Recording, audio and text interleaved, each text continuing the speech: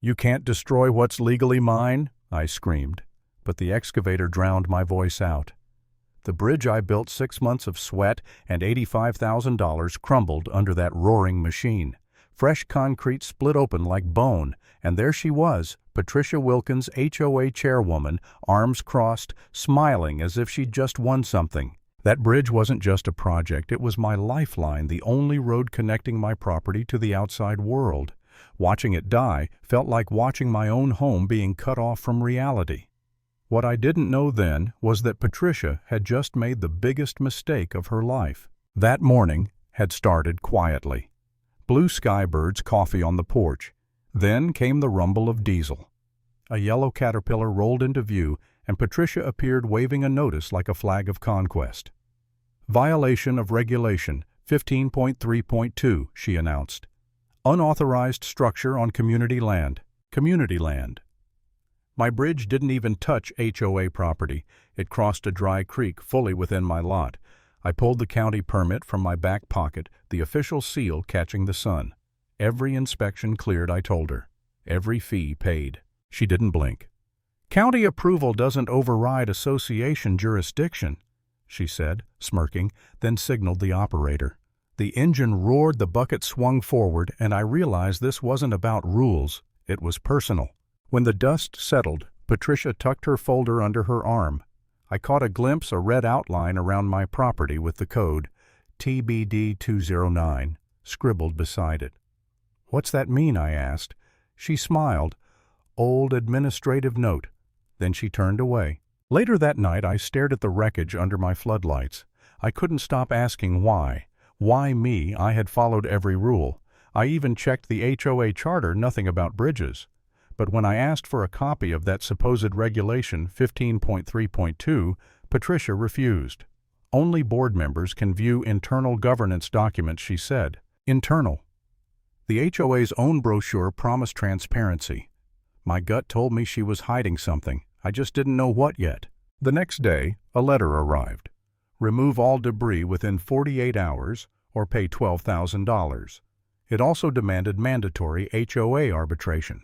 I remembered declining any arbitration clause when I bought the house, so how did she think she could force me into that? The more I dug, the stranger it got.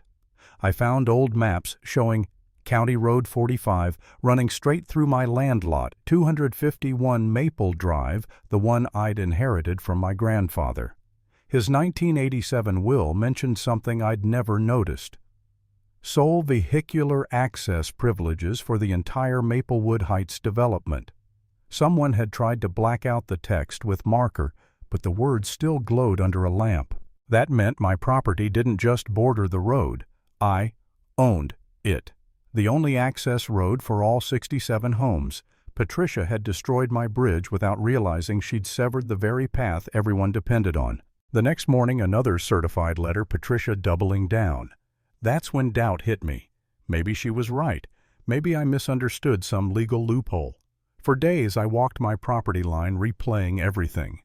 My wife told me to let it go, that it wasn't worth fighting a board full of retirees with nothing better to do.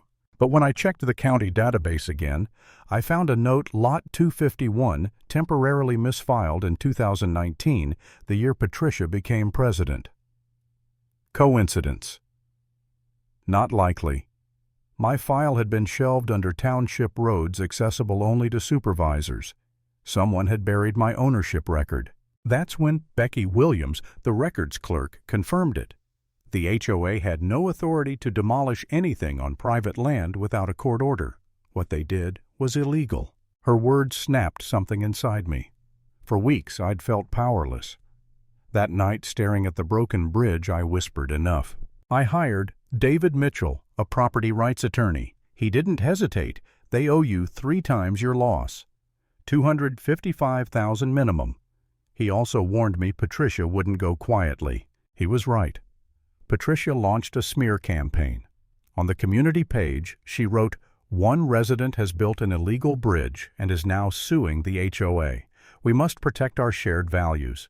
Within hours, likes and comments piled up. My neighbors avoided me at the mailbox. My 8-year-old son came home crying. His friend's parents told them not to play with the troublemaker's kid. I almost quit. I even drafted an apology post to make the tension stop. But then an elderly neighbor, Linda Watson, posted Patricia harassed me for 6 months when I refused to sign away my access rights in 2021. She sent 47 violation notices for grass half an inch too tall. Linda attached photos. The tide began to turn. More residents added stories. One man said Patricia tried to trick him into signing an easement transfer in 2020. When he refused suddenly, he got fined for an unauthorized flower garden. A pattern emerged. She was intimidating anyone who controlled pieces of land tied to road access. The real break came from James Rodriguez, a county inspector. He showed me a backdated complaint Patricia had filed weeks after she'd demolished my bridge. The timestamps didn't match. She's creating a fake paper trail to justify it after the fact, he said. Then he dropped the bombshell. Patricia had a personal contract with Meridian Development Corp., promising her a 2% commission, nearly $1.5 million, if she delivered full control of our access roads by year's end. My bridge stood right in her way. Rodriguez handed me printed emails between Patricia and Meridian's CEO. One line froze my blood. The bridge situation has been handled permanently. We turned everything over to the FBI. Special Agent Jennifer Carter confirmed Patricia was already on their radar for document fraud and bribery. Your case, she said, gives us the missing link. From there it moved fast. Forensic accountants traced over $436,000 in hidden payments to Patricia's sum through offshore accounts. She'd bribed a county clerk, forged board signatures to fake an emergency demolition order, and even hired a private investigator to follow my family. The final straw was a text message. Drop the lawsuit or we make your family disappear. The cops traced it to a burner phone bought with cash. The FBI doubled my security that night. I didn't sleep.